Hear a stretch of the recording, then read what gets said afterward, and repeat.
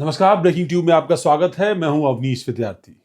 आज हम जिस मुद्दे की चर्चा करने जा रहे हैं, दरअसल वो उत्तर प्रदेश में ब्राह्मण राजनीति के राहु काल की चर्चा है।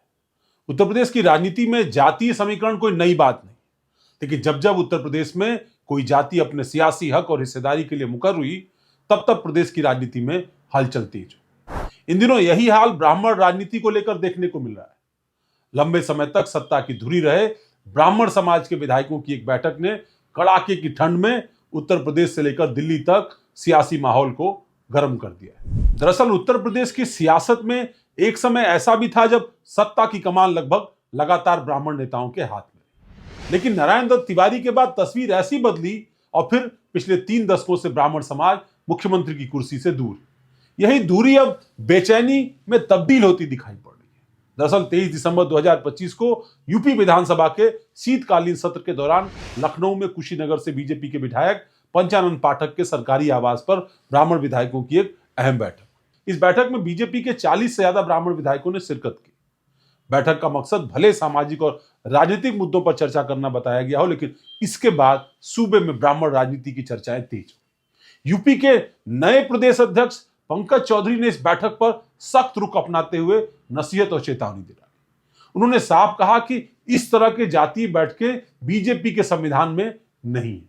बयान आते ही सियासी गलियारों में हलचल मच गई और सोशल मीडिया पर #BJP hates ब्राह्मण ट्रेंड करने लगा। इसके जवाब में पंचानन पाठक ने सोमवार देर शाम तक ट्वीट करके पलटवार किया। उन्होंने अपने ट्वीट में लिखा कि ब्राह्मण समाज हमेशा से समाज और सनातन धर्म का नेतृत्व करता रहा है।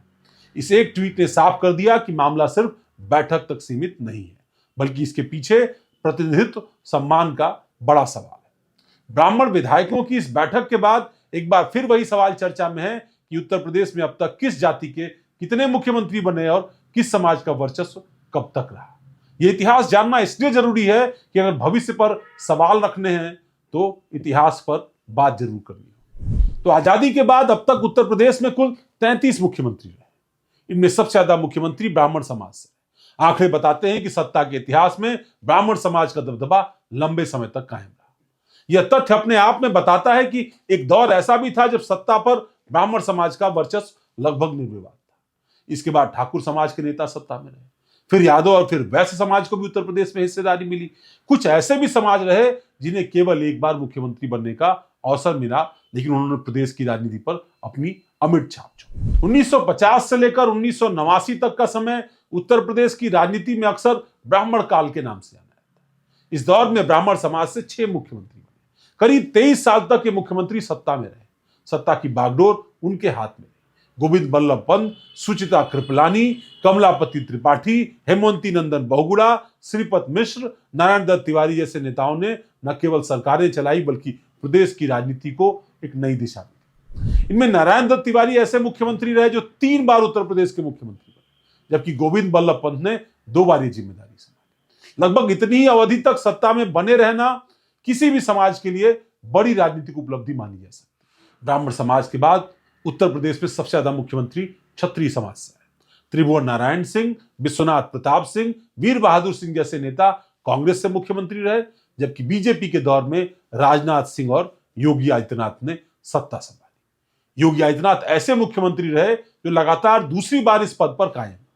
कुल मिलाकर क्षत्रिय समाज से करीब 17 वर्षों तक प्रदेश की सत्ता का नेतृत्व जो है वो क्षत्रिय समाज के हाथ में रहा। मंडल की राजनीति के दौर में यादव समाज उत्तर प्रदेश की राजनीति के केंद्र में आ गया। पहले राम नरेश यादव जनता पार्टी की सरकार में मुख्यमंत्री बने, जबकि बाद में समाजवादी पार्टी के दौर में मुलायम सिंह यादव और अखिलेश यादव ने सत्ता संभाली। करीब 13 वर्षों तक सत्ता की कमान यादव समाज के हाथ में रही, जिसने उत्तर प्रदेश की राजनीति को एक नई दिशा दी। मुलायम सिंह यादव ने ओबीसी पॉलिटिक्स को और अखिलेश यादव ने अब पीडीए पॉलिटिक्स को। वैश्य समाज की भूमिका भी कम नहीं रही। चंद्रभानु गुप्ता, बाबू बनारसी दास और राम प्रकाश गुप्त उत्तर प्रदेश के मुख्यमंत्री बने। चंद्रभानु गुप्ता 2 बार उत्तर प्रदेश के मुख्यमंत्री रहे, जबकि राम प्रकाश गुप्त बीजेपी की सरकार में इस पद तक पहुंचे। इसके अलावा जाट समाज से चौधरी चरण सिंह, कायस्थ समाज से डॉक्टर संपूर्णानंद, लोधी समाज से कल्याण सिंह और दलित समाज से बहन मायावती उत्तर प्रदेश की मुख्यमंत्री बनी। मायावती दलित समाज की इकलौती नेता रही जो 4 बार उत्तर प्रदेश की मुख्यमंत्री बनी। लगभग 7.25 वर्षों तक वो उत्तर प्रदेश की सत्ता में काबिज रही। इन तमाम आंकड़ों के बीच सबसे अहम तथ्य यह है कि 1989 के बाद से ब्राह्मण समाज से कोई मुख्यमंत्री नहीं बना। मंडल और कमंडल की राजनीति ने सत्ता के समीकरण को पूरी तरीके से तब्दील कर दिया।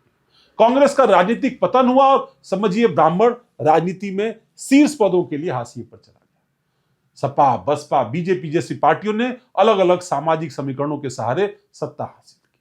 बीजेपी के भीतर भले ही अटल बिहारी वाजपेयी, मुरली मनोहर जोशी और कलराज मिश्रा जैसे बड़े ब्राह्मण चेहरे रहे, लेकिन उत्तर प्रदेश की सत्ता में ब्राह्मण समाज को वो जगह नहीं मिल सकी जो कभी कांग्रेस के दौर में थी।